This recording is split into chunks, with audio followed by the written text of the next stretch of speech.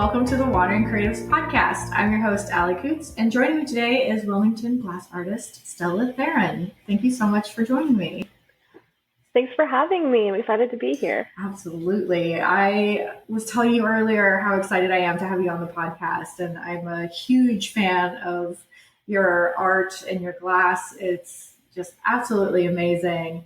And so I'm just like so excited to have you on. And the thing that I really love about your work is how inspired it is by nature. And I mean, you can tell that that's one of your inspirations. And so I'm, just a huge fan. So thank you again so much for being on.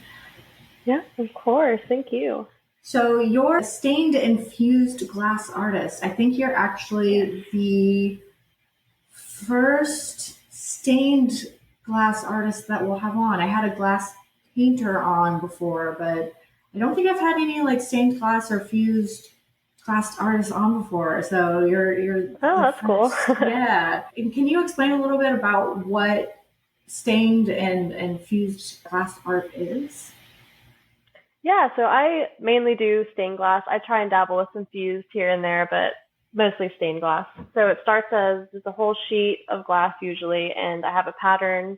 I hand draw all my patterns, and I have little cutouts, and I trace that in the glass, cut them out, grind all the edges of every piece, clean them, wrap them in copper foil, burnish them down, like just rub the copper foil like onto it, and then solder it all together, clean it again. Oh, wow. So and when it process and then fused. Oh, go ahead. Sorry. Fused glass, depending on what I do, you cut out whatever glass you need and just stick it in the kiln and set the temperatures to what you need, and they change at different times and stuff. So I love messing around with that. I'm not an expert at the fused glass yet, but hopefully we'll get more into it soon.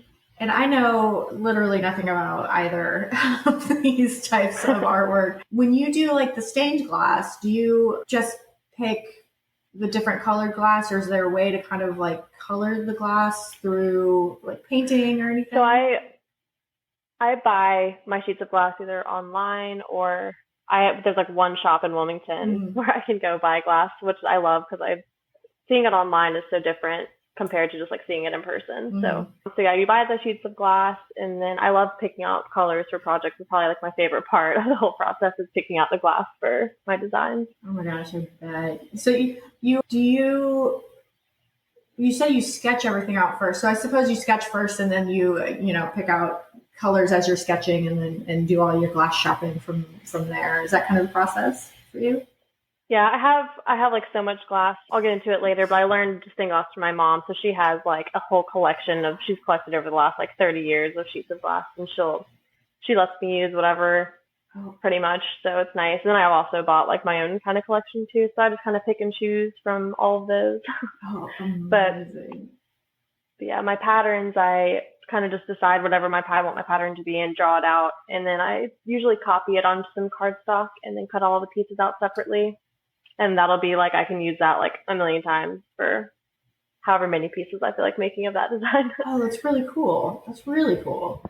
And I mean, I guess you kind of mentioned that your mother does stained glass. So I'm assuming you kind of grew up around it, and that's kind of how you got into the art of the glass. Yeah, she has a studio at home. So it's been like people like all my friends wanted to come over here because we'd always do arts and crafts. I mean, she does stained glass, but she also does like every other she's dabbled in like every other craft you can imagine. So I grew up very crafty in a very crafty environment. Oh, that had to be an awesome childhood, just being able to like be around such a creative kind of vibe in the household. Yeah. And did you, I guess, because in my mind, I've really only seen people do like glass blowing before. And again, I know very little about stained glass and fused glass art, but it seems anytime you work with glass, it's kind of difficult, or at least in my mind, it seems like it's really hard. But did you already always know that you wanted to work with stained glass, just kind of like growing up around it? And then did you start dabbling as a kid, or did you start somewhere else and then kind of work your way into stained glass art? So I always kind of would have randomly decide to create stuff growing up and everything. I didn't really ever think I would be a stained glass artist, like have that as a business. I did go to school and I majored in environmental studies, and then I switched it to studio art and never finished. But I just kind of realized I wanted to do ceramics. It was like my main thing. I got a wheel, I got a kiln and everything. But then once I kind of started on Instagram and following a bunch of people, I was like, oh my gosh, there's so many amazing ceramic artists in Wilmington. I like cannot even compete. And I have all this access to stained glass, and there's not as many stained glass artists here. So I felt like that could be a really good little niche to have. And so I started doing that, and I was lucky enough to have a lot of supplies I needed. And so I just kind of started doing that. It took on a life of its own. So. Did it take you a long time to kind of learn the different techniques and everything, or because you grew up with it, was it kind of an easy transition to go from that ceramic to glass? It was definitely a little bit more of an easy transition. I knew like the basics of it all. I've definitely improved so much since I started my business a couple years ago. So if I look at pictures from my stuff then and now, it's like crazy different. Like, so definitely have improved, but I did have the basic skills down to start with. Oh, that's awesome though. Also to be able to like look back at where you started and look at where you are now and seeing the differences. That's always like a fun kind of thing to do, and to look at it and be like, holy shit, like I've come a long way. Yeah, I love that. So I kind of mentioned earlier that a lot of your inspiration comes from nature, which you can definitely tell in your work. And one of the pieces that caught my eye, which is actually how I found you on Instagram, was I kept seeing this. It was a stained glass, like shark jaw, I guess, or I don't know how to describe it, I guess, but yeah. like open shark jaw.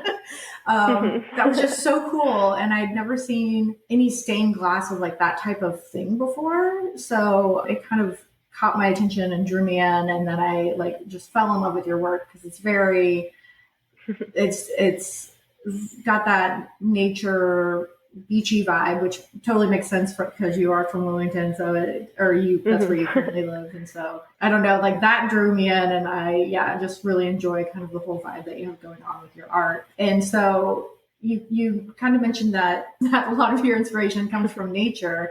Can you kind of tell us a little bit about how you draw that inspiration, and do you spend time like out on the beach just sketching, or like kind of what's your process there?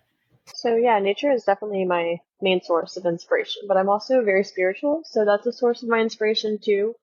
I try to include different spiritual elements in my art. Like I add crystals to a few designs here and there, and the meanings behind some of the things I create come from my spirituality. I've also actually been studying astrology for several months now, like just reading a bunch of books, listening to podcasts, trying to learn everything I can because it's so interesting to me and it's so accurate. It's crazy. I also have new ideas like floating around in my head as usual, and they'll incorporate more astrological themes. So I'm pretty excited to get started on those hopefully soon. As for other artists, I'm definitely inspired by watching other people I follow on Instagram and people I know in real life that are just amazing artists, and getting to watch them grow and see how they share their creativity with the world, the ideas they come up with. It's amazing to watch. And my friends and family are a huge inspiration to me too. They're always supporting me, believing in my ideas, and like giving me ideas to go off on. And it's really awesome to have people surrounding you and supporting you like that. When you travel, do you take like a little sketchbook with you on your journeys, or do you just take a Yes, shit ton? always keep my sketchbook. Yeah, just in case. My boyfriend and I went to California last year in July, and I took it with me. And he had to work. He worked remotely, so you can work from wherever. And when he would work in the mornings, I would sit there and like sketch a few new designs and stuff. So fun. Always I'm looking for inspiration. Oh, absolutely. And going to new places is probably like a huge part of that, and being able to draw inspiration from wherever you are. Yeah, and we actually live in an RV. I don't know. I post some of that on my Instagram, but we live in an RV. We're still remodeling it. It's been a couple years, but we plan to go like travel around the country for at least a year. And I'm going to try and have my stained glass studio somehow in the RV, whether I have to work outside or whatever, I'll figure it out. But I'm so excited for that because I know I'll get so much more inspiration too, like going different places all the time. Yeah, I'm so excited. I had seen you post about that, and I was like, oh, I've got to ask about this RV life, because it's like, it is something that I aspire to do one day as well, but I haven't quite gotten there yet. So that's super cool that you guys are currently like renovating and living out of the RV. And I mean, how great is it? Like to be able to travel wherever you want, like going to all the different parks, doing art while you're traveling. It's, oh my gosh, that's going to be such a cool. I'm so excited for it. And to do stained glass on the road too. Like that's going to be, yeah, getting that set up and everything is going to be really interesting how you do it. It's going to be a challenge. Yeah. Yeah. But once you have it, I mean, but I feel like we can make it work. We have some ideas on like how to make little spaces for me to have to work, because he has his whole desk we've built and everything in there, so I need my own little space. Yeah. And so I guess also with stained glass, you do, did you say soldering? Is that right? Or it's like, I don't know, in my mind, it's like welding. I'm sure it's not the same. Pretty much. It's like a small soldering iron, and I use 60/40 lead solder to put it all together. So. Oh, cool. Yeah, I just picture you like outside with like a little workstation next to the RV, just like soldering stuff in the glass together. So that'll be an amazing experience. I'm going to follow along on that journey, and like, yeah, I might have to have you back on so we can learn what it's like to be an artist on the road, because that's a whole other thing. Yeah, and I've tried to look to get kind of like to see how other people who are artists that travel and stuff, but it's usually people who paint or draw or something, so it's completely different. So I don't really have anyone to look at for like, I don't know, instruction. I don't even know what the word would be. So like, I don't know, just to see how to do it or how someone else would do it. It's a little intimidating, but maybe I can pave the way for other people who want to do something like this. Who knows? You might come up with like some innovative RV workstation, art station type thing that no one's done before, and then that can be a whole new business in the future.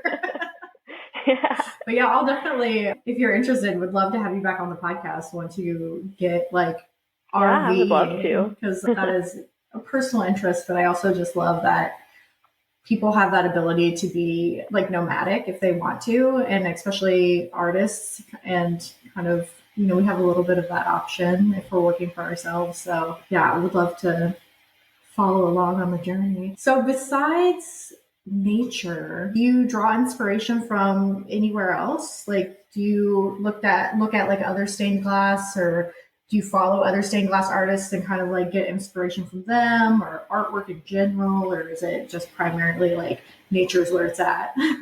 Definitely primarily nature. I do follow so many other stained glass artists, and everyone has their own style and different techniques and things that they do. So yeah, I definitely would say nature is my main source of where I get inspiration from. And I always have a million ideas in my brain of things I want to make, and I've had the same ones in my mind and on a list. I have a list in my phone, and I have all these ideas written down. It takes me forever to get to them, but every so often I come up with a new design, and I'm like, I have to do that right now. Like, can't wait.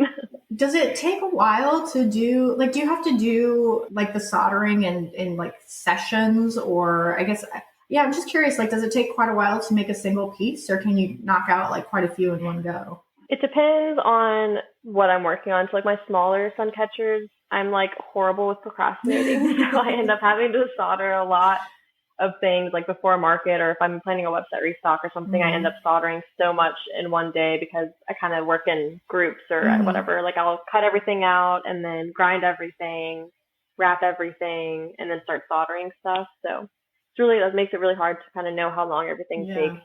I have tried to like really time like every single thing, and don't know how accurate it was, but mainly for pricing stuff. I've been told I do not charge enough for my things. I've tried to really figure out how long everything takes for that. But yeah, that is definitely a problem that a lot of us have, is charging for our labor, and like the actual amount of effort it takes to create things is a difficult thing for artists to do a lot of the time. So I feel the struggle. What's one of the hardest things about working with glass? Ooh, that's a hard question. Sometimes this is really more of just like an annoying thing that happens sometimes when I'm just trying to cut out a piece, if it's like a weird angle or a weird type of glass that has a lot of texture on it, like a piece will just snap in half or something, like not where it's supposed to break. And it really sucks when that happens, when I'm trying to have like, I'll use one section of glass for like the whole piece, so the pattern of the glass kind of goes across all the pieces. So when I have like one in the middle, break in half, then I'm like, oh my gosh, the whole like thing is messed up almost. But so that's a really difficult thing to deal with. Making myself actually like get to work. Once I do, I'm like in the zone, ready to go. Yes. But like in the mornings, I'm always like so sluggish. I'm just like, oh my gosh, I have to go make all these things. Okay, like once I get there, though, like I love doing it, and I do get really excited some days. Like, okay, I'm ready to work today. Like, let's go in there. I get into the shop at like 9:00. Most days it's more like 10:30, 11. But I mean, that's still pretty good. Like in my book, if it's any time before noon, like you're killing it. So yeah, and some days I'll stay in there too till like way later in the day, like 8 or something like that. I like will set a set amount of things I want to get done for the day, and I'll do that. So when I do procrastinate, at least I can like prioritize some things and be like, okay, as long as I do this, like it evens I'll feel out. like I made some. Yeah.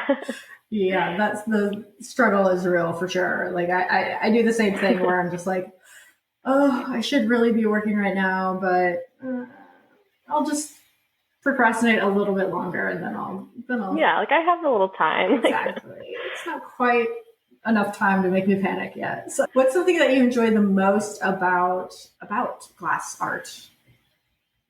Kind of touched on this earlier, probably picking out the glass for the pieces, because there's just so many different kinds of glass, so many different like colors and textures and everything. And sometimes you just start and you just like already know exactly what glass you want to use because the texture of it just like is perfect for whatever it is you're making. Like looks like scales if you're doing like a sea animal or a snake or something. It just like works out perfectly. So yeah, just picking out the glass and like buying new glass and stuff is one of my favorite part of it. But then also like seeing the finished piece, like once it's done and taking pictures of it and stuff. I do like the photography part of it. So yeah, I was gonna say your site and your Instagram and everything, like the photography is absolutely amazing. Like you have a great kind of like aesthetic that you're working with. So it really shows that's Thank you. That means a lot because it's been a struggle trying to get like, I still feel like I could take better pictures, but it's taken me a while to really figure out like, okay, I want it to look like this, maybe like this, and having to get glass refractions. That's also one of my favorite parts of it, like the reflection through the glass. Yeah, I was gonna say that has to be kind of challenging too, though. So, like with the glass. Yeah, like, I always try and use like actual sunlight.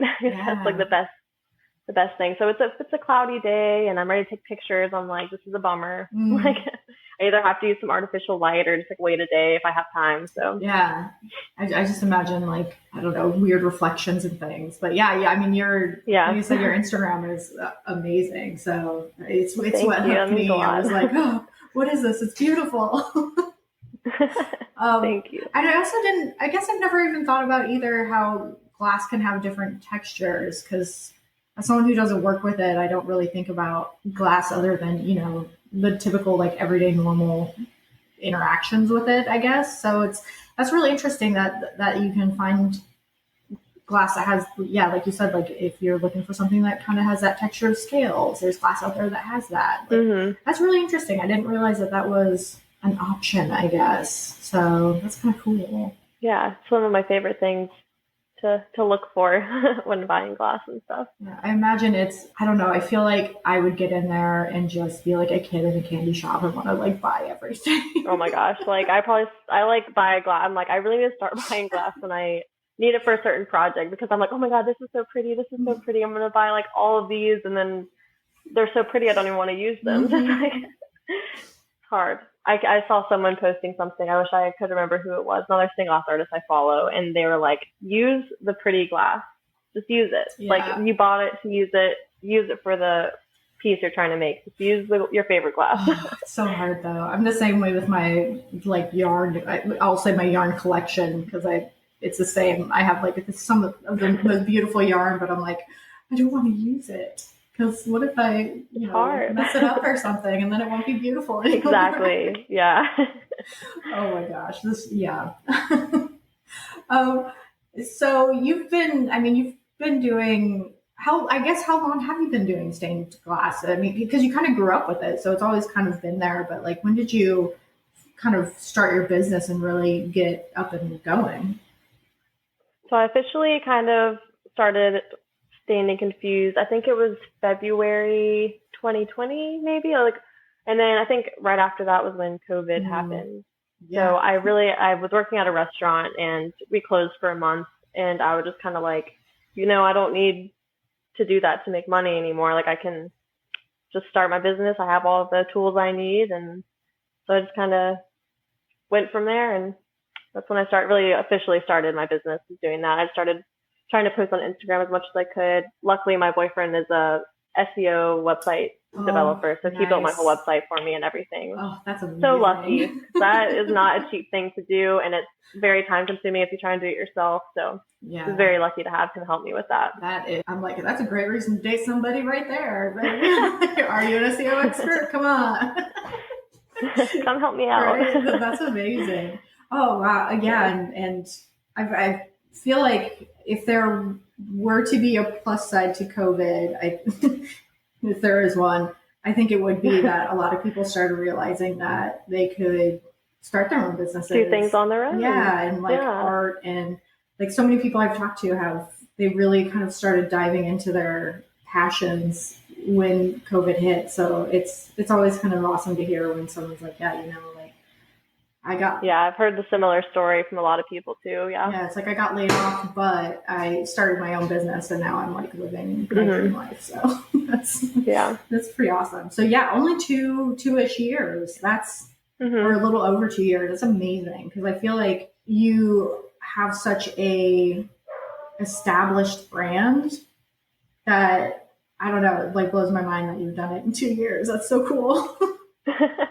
Well, thank you. Yeah, I'm like the kind of person that when I set my mind to something, or I'm like thinking about something, I do like all kinds of research, and like I just want to know everything about how to, like with my business, I looked up everything, how to have a successful business, like Instagram stuff, like everything you need to do to like be successful in that way. And I don't know. I'm just a very like researching, like I need to know everything about it kind of person. So. That's amazing. I do all the research and then I don't implement it. So I'm like the opposite.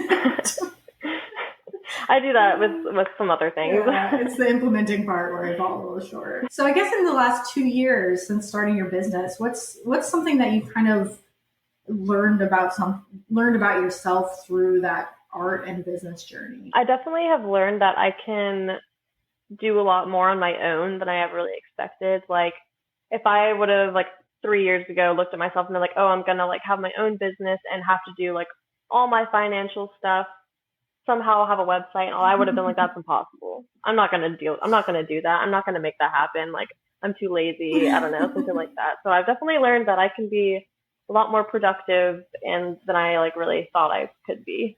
Yeah. And like really commit myself to something that I don't know. I just didn't really expect to be where I am today, like a few years ago. So that's awesome. Well, and I think also like when we find things that we actually enjoy doing, it changes that whole perspective about like, how do I want to say it? It's not like, I don't know about you, but personally I call myself lazy quite a bit. I'm like, oh, I'm so lazy. But oftentimes it's because whatever I have to do is something I don't enjoy doing. So being able to find that thing that you really enjoy and that you're passionate about kind of changes that whole perspective on I don't want to say your business, I guess, or life. So that's a really cool thing to kind of learn about yourself. So you do markets, you have your website, and then you also have an Etsy, right? I don't have an Etsy, no. I just have my website. Like, I think I might have made that up. So do you have any upcoming markets or anything that you're currently working on that you'd like to share? So I try and do like at least 1 or 2 markets a month in town and stuff like that. And with the traveling, I really want to do markets in little places we end up and stuff if I can, like get my foot in the door in these little, I'm sure there's so many local people that do them already. So hopefully that'll work out. I do have a market coming up later this month. And let's see, I have one at the end of July at our local brewery. And I also, with my website, I try and do monthly website restocks. And I usually do them on Sundays at 6 or maybe Mondays at 6, depending.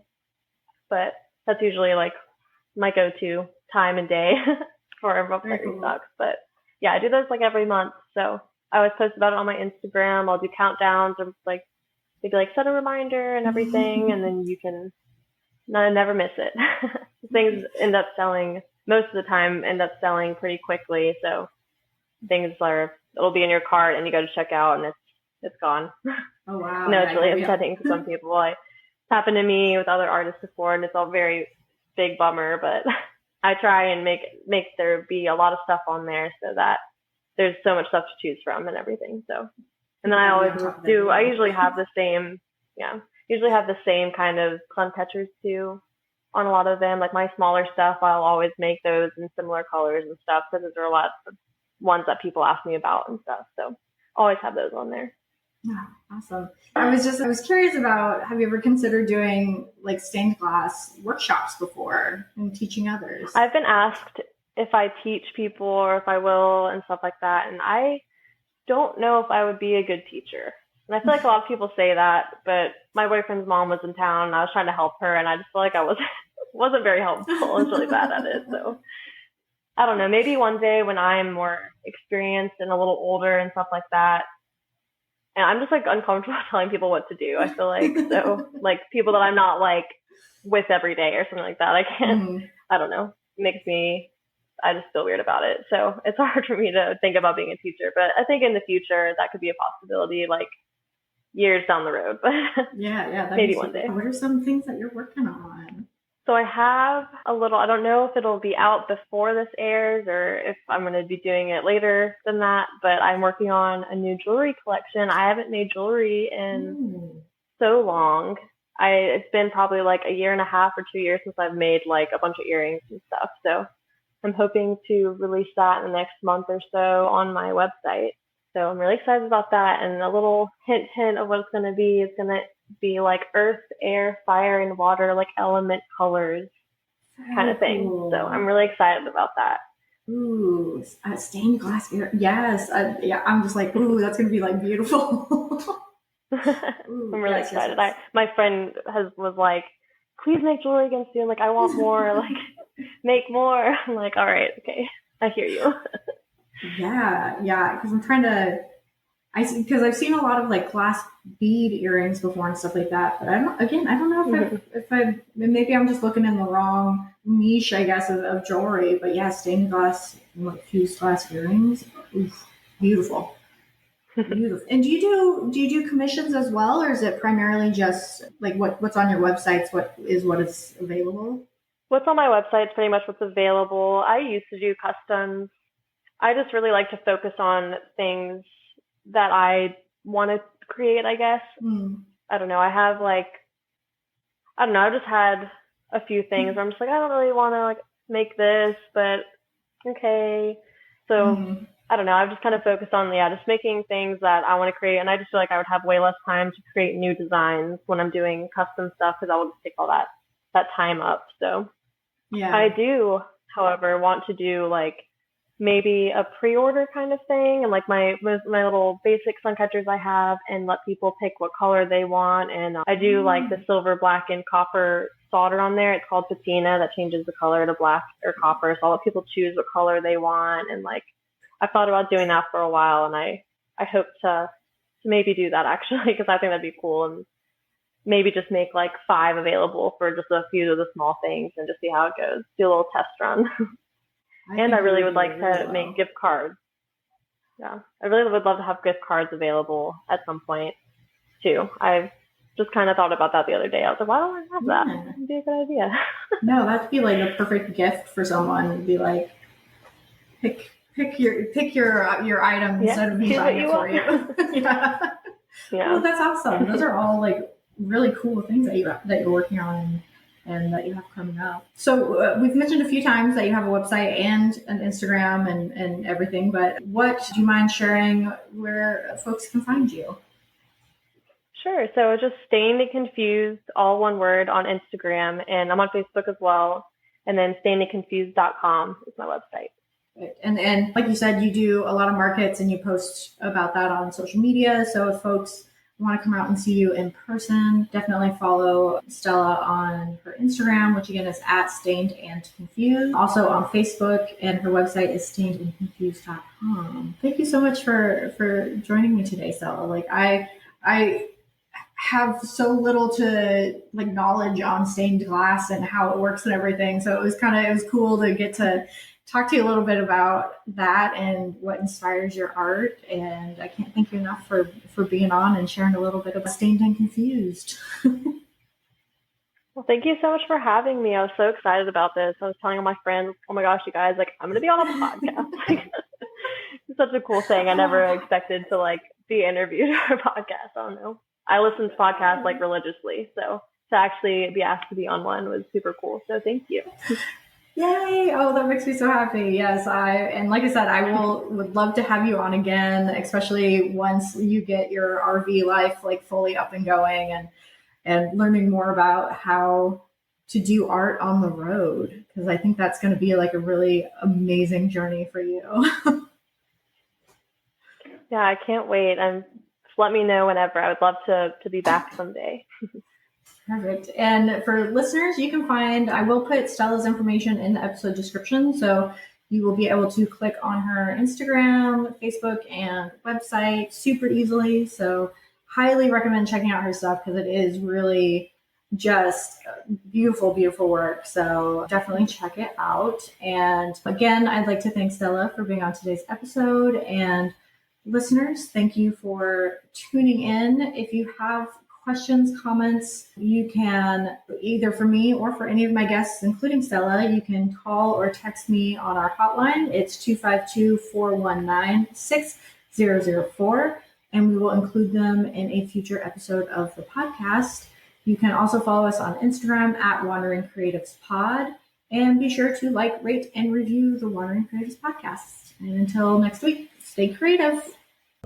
Thanks for listening to the Wandering Creatives podcast, a CEI media production. Please like, rate, review, and subscribe to the podcast as it helps us greatly. You can follow us on Instagram at Wandering Creatives Pod and on Facebook at Wandering Creatives Podcast. If you would like to support the podcast, you can become a Patreon for just $5 a month.